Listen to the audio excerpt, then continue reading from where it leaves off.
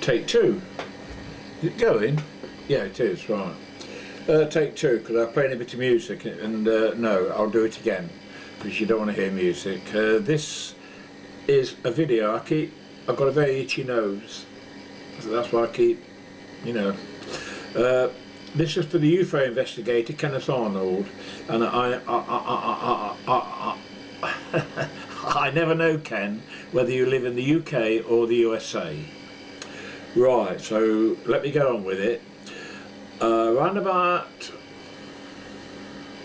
98, no, not 98, around about 1988, 89, 90 time, probably 1990, I lived in Somerset, and my son Andrew came down to live with me, and we had a new flat, and I was working on the trucks. And one Sunday afternoon, I think it was around about July time, it was a lovely day, and Andrew was playing football with his mates on the fields at the back of the flats, opposite the famous Glastonbury Tor. And I laid on the grass enjoying the warmth of the sun. And I was facing the Glastonbury Tor, the historic Glastonbury.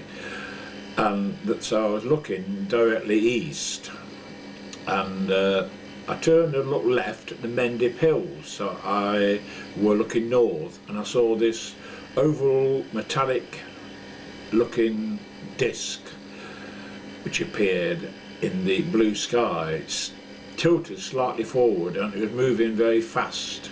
It shot from the northern horizon to the southern horizon in seconds, and it briefly disappeared behind a white cloud and reappeared.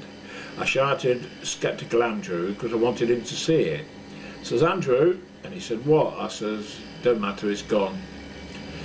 And how can an obvious metallic looking object like that zoom across the sky in seconds and not create a sonic boom? No sound. I heard no sound, and the boys didn't, and the lads didn't. So obviously it was not in our dimension, was it? No. But of course, Glastonbury is a very spiritual, historic area, and ley lines pass through the centre of Glastonbury. Ley lines are lines of spiritual power, apparently. And I can remember that as though yesterday. I've got an excellent long-term memory, and I've just described it, so I won't go through it again, so I'll move on. I lost my job in Somerset and returned to Nottingham. I was driving the trucks up in Nottingham, and sometime in the early 90s, probably 93 time, perhaps, leaving Felixstowe Docks in Suffolk, the county of Suffolk, in the UK. The Bentwaters is there, and a lot of American bases. And I've been away all week, sleeping in the truck. I've just had my dinner, and it's repeating. And I left the docks about 4 o'clock this particular Saturday morning, and that was in the summer, and headed home east to Nottingham. I then passed the town of Bury St Edmunds. So if I left the docks about 4, this would be around about 5:15, 5:30. And there are 3 exits for Bury St Edmunds: east, central and west. Well, I passed the first exit and looked left at the town, and you look down on the town, and a huge black triangle was hovering above the towns, low above the houses. And I couldn't stop. There were no particular lay-by there at that time, and I couldn't park a loaded 44-ton truck on a dual carriageway, because with bleary-eyed lorry drivers heading home from Felixstowe Docks, there could have been an accident. But I put the hazard indicators on and slowed right down and looked left down this large, very large black triangle. And I thought, well, surely, I've always thought the postman must have seen it, or the milkman.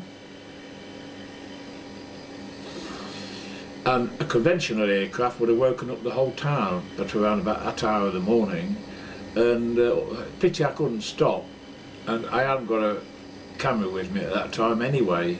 All I can say, I can see that as though yesterday, and it was a very large black triangle. I have told Timothy Good about it, the respected author, and he was interested in the Boy St Edmunds one, but he didn't seem to show much interest in the one I saw in Somerset for some strange reason. But I've had paranormal events through my life anyway. I have gone through all this before. My usual friends have heard of all this, so this is not for their benefit, it's for your benefit, Ken. As a small child, I was only about 3 or 4 years old, bouncing up and down on mum and dad's bed with one of my brothers, and in the corner of the room, I can see him now. I'm 73 now, so this was about 70 years ago, but I can see him as though it were yesterday. In the corner of the room there was a man. He got thick hair combed back, horn-rimmed spectacles on, and he looked rather gaunt and haggard, and he stared straight at me, eye to eye contact, and of course I was only a little kid, and I screamed, "Ah!"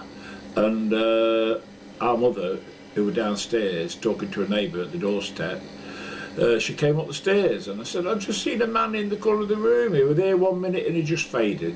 There 1 minute and gone the next." And she said, "Don't be silly, there's no one else in the house, only me and my brother." Well, I saw him, yeah. I could see him now, it was like it was yesterday, and this is 70 years ago. And then, of course, serving with the Royal Air Force in Cyprus, just outside Nicosia, in this bungalow, in this one particular room, there were me, an English bloke, Ken, and a West Indian. I can't remember what his name was, and I know he was always playing the modern jazz quartet, skating in Central Park, and he played it that many times, I got to like it. I had no fucking choice. He played it, he kept playing it over and over again. And yeah, I've played it recently, and it's a good track that.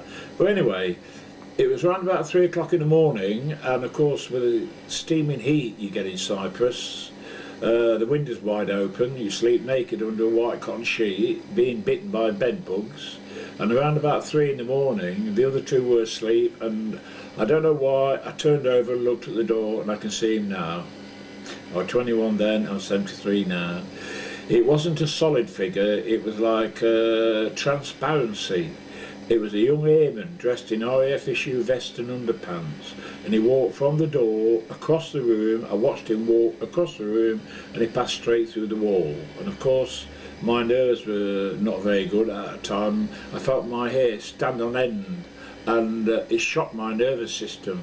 I got out of bed trembling and put the light on, which woke the other two up, and I told them I'd just seen a ghost walk through the wall. Of course they said, "No, having a nightmare." Turn the lights off and go back to sleep, and it frightened me. At that time I was not into anything spooky, and it took me a long time to get over that. I couldn't sleep, I kept looking at the door, and I thought, am I going to see him again?